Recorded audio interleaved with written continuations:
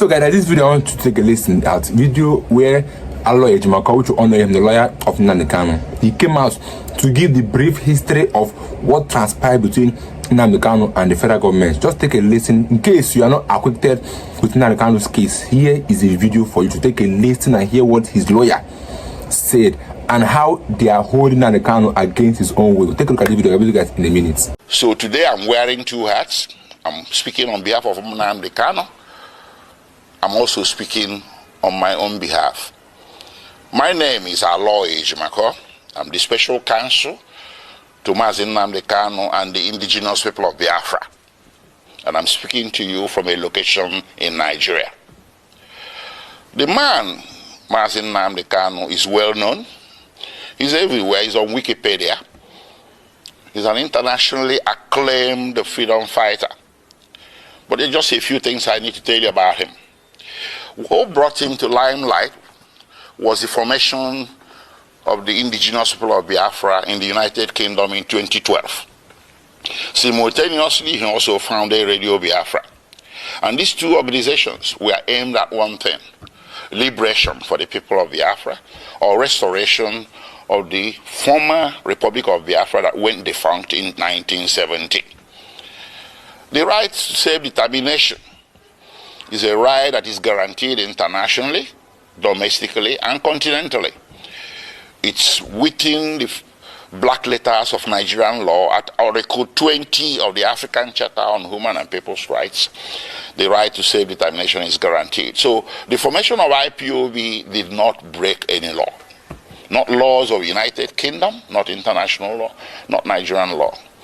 But guess what? When Nnamdi Kanu, who was born in Nigeria, but who acquired British citizenship later on, came to Nigeria in October 2015, the government of President Muhammadu Buhari, which had come to power in May, decided to arrest him.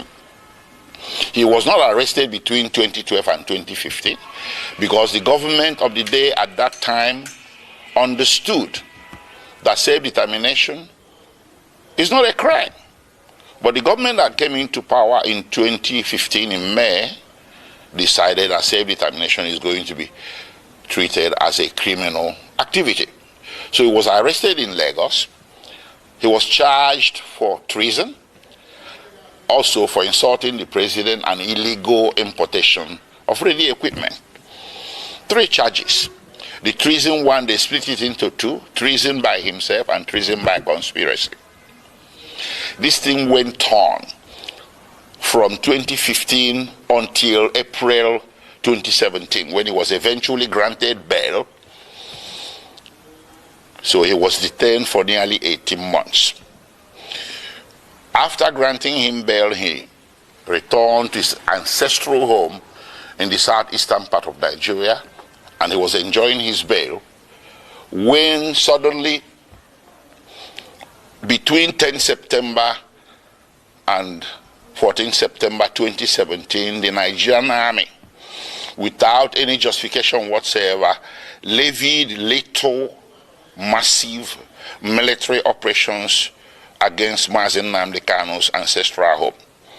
That day, he was sitting at home with so many people, his family members, including his 2 elderly parents. The attack was lightning, it was a bleakridge, it was massive, and it was not the type of an attack you will expect a national military force to levy on a civilian location. But they did. At the end of the day, 28 people lost their lives. Nnamdi Kanu sustained injuries. His parents sustained injuries as well, but somehow, by the grace of God, they all managed to escape. From there, the rest is history. And because there was a national and international manhunt for him by the security forces, which rules of engagement was to shoot, not to maim. If you see Nnamdi Kanu, if you encounter him anywhere, shoot not to maim. Not to maim, but shoot to kill. That's what they went there to do on 10 September, but they didn't succeed. But it went on. They went on in a manhunt. So Nnamdi Kanu was forced to flee the municipal boundaries of Nigeria in search of safe haven overseas. Eventually, in May 2021, he settled in Kenya. He entered Nairobi and settled in Kenya somewhere. He never knew that Nigerian security forces, the international branch of it, were laying in wait for him. They led an ambush for him. So on 19th June 2021, he drove himself to Jomo Kenyatta International Airport on a personal errand. As soon as he drove into the parking lot and alighted from his vehicle, several well-armed security men suspected to be of a mixture of Nigerian and Kenyan security forces swooped on him, grabbed him, abducted him, and put him forcibly in a vehicle and drove away. Well, they didn't take him to the police station.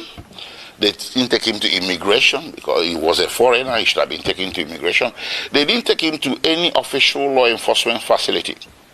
They took him to a secret location in Nairobi, a non-official secret location. So in effect, they disappeared him. And they kept him at that secret location for a whole 8 days.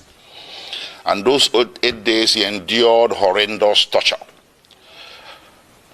All these are matters of record between the various tribunals and courts before whom this matter has been brought. I cannot begin to give you all the details. Horrendous torture in violation of basic human rights, in violation of the laws of Kenya, Nigeria, and the international community. When Nnamdi Kanu was abducted on 19th June 2021, the proper thing that should have been done is to take him to a police station, from there to a court. And then if you wanted him back in Nigeria, you subject him to what is called extradition proceedings. This is a basic tenet of the law that you see in the laws of any nation. Kenya has an extradition act to which Nnamdi Kanu should have been subjected. But guess what? They didn't do that. They rather disappeared him for 8 days, tortured him to their heart's content.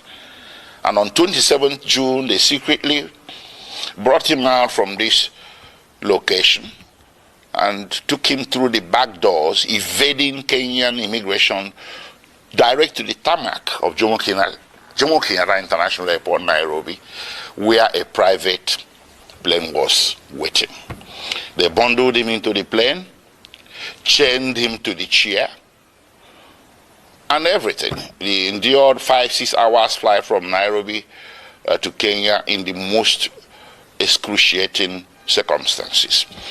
They arrived in Nigeria late in the evening and the plane flew back to Nairobi. They took him to the headquarters of the National Intelligence Agency in Abuja, where he spent the first night with all the lights left on to assure his maximum discomfort. The following day, they transferred him to the headquarters of Directorate of State Security in Abuja. And on the third day, they brought him before the Federal High Court in Abuja. The Federal High Court was well aware that Nnamdi Kanu has counsel of record. It was an open case, it wasn't a new case, a pre-existing case. But the Federal High Court decided to conduct the arraignment in violation of his constitutional right to counsel. And that arraignment led to the indefinite detention with which we are struggling today. Anyways, taking you back a few steps, the little military invasion of 2017 was not unrequited, judicially speaking. I took the matter before two tribunals, or a tribunal and a court. First, I took it to the African Commission on Human and People's Rights, which rendered a decision in March 2018 condemning the action and calling it a violation of the African Charter. And they wrote a president to the president of Nigeria. They wrote a letter to the president of Nigeria requesting him or directing him. They used diplomatic language, but the decision was there that what you did is wrong. So you need to roll it back. You need to reverse everything you have done, which includes declaration of IPOB as a terrorist organization and hounding their members as criminals. The African Commission held that what Nigerian government was doing was persecution, not prosecution. That the IPOB and its members simply possess an inconvenient political opinion which the Nigerian government was seeking to suppress by means of punishment of some sort. And they asked or directed Nigerian government to reverse itself. Nigerian government never did. Rather, it escalated. Well, subsequently, I went to a local court, a high court in Abia State in eastern Nigeria. I sued the Federal Republic of Nigeria, the Nigerian Army, and other parties who were confederates in that attack of September 2017. And in January 2022, fortunately for us, we won. The High Court made an order. The High Court reached a judgment that what happened to Nnamdi Kanu in September 2017 was a flagrant violation of his constitutional right to life and constitutional right to his privacy. And the court proceeded to make an order ordering the Federal Government of Nigeria or Federal Republic of Nigeria to pay him a compensation of 1 billion Nigerian naira, which is over $1 million US. The court also ordered the Federal Republic of Nigeria and the President of Nigeria to issue a public apology to be published in 3 national Nigerian newspapers to Nnamdi Kanu. None of this has happened. So we kept that aside. So when they brought Nnamdi Kanu forcibly from Kenya without extradition proceedings, I characterized it an act of extraordinary rendition. Initially, there was a misunderstanding, a broad, widespread misunderstanding by vast majorities of Nigerians who were mouthing the cliche, Nnamdi Kanu extradited from Kenya. No, that was wrong. He wasn't. I told people he wasn't. He was extraordinarily renditioned or rendered, and that is against international law, Kenyan law, and laws of the Federation of Nigeria.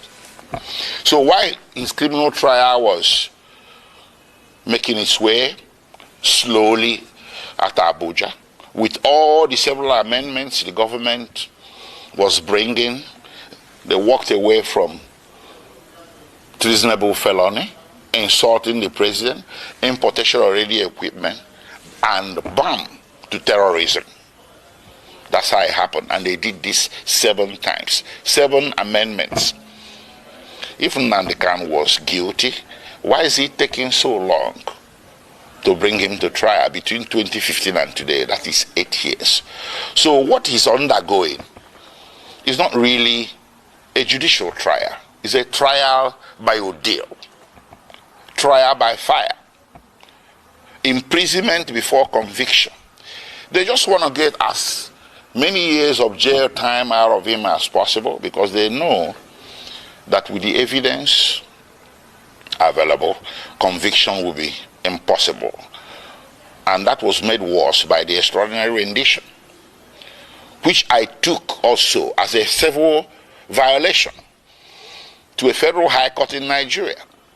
And in October 2022, the Federal High Court came down with a judgment that extraordinary rendition was a violation of his constitutional rights, his fundamental rights, and they awarded him 500 million Nigerian naira. That's about $800,000. So all around, everywhere that this matter has gone to, including in July 2022, before the Human Rights Council at the United Nations. The Human Rights Council, United Nations, came down with an opinion that what happened to Nnamdi Kanu in Kenya and that brought him to Nigeria is a very grave violation of international law, and they directed that he should be released unconditionally. And of course, the Court of Appeal in Nigeria did come down with a similar judgment in same October 2022, discharging Nnamdi Kanu of all charges and bearing any further trial of his person in any court in Nigeria as a consequence, as a direct consequence of the extraordinary rendition. So what more can you ask for a man to deserve his freedom? How many have I counted? United Nations, which in this case should be considered a world court. Then you have the Nigerian Court of Appeal, which is the second highest court in the Federal Republic of Nigeria. Then you have the Federal High Court, which is the court of first instance at the federal level. And of course, you have the State High Court that awarded him 1 billion Nigerian naira. So between 2015 and today, 8 years and running, Nnamdi Kanu has snagged 4 major victories against the Federal Republic of Nigeria, with Federal Republic of Nigeria winning nothing. What more do you need as stark evidence, affirmative evidence that what is happening here, ladies and gentlemen, is an act of persecution, not prosecution? It's time to end it.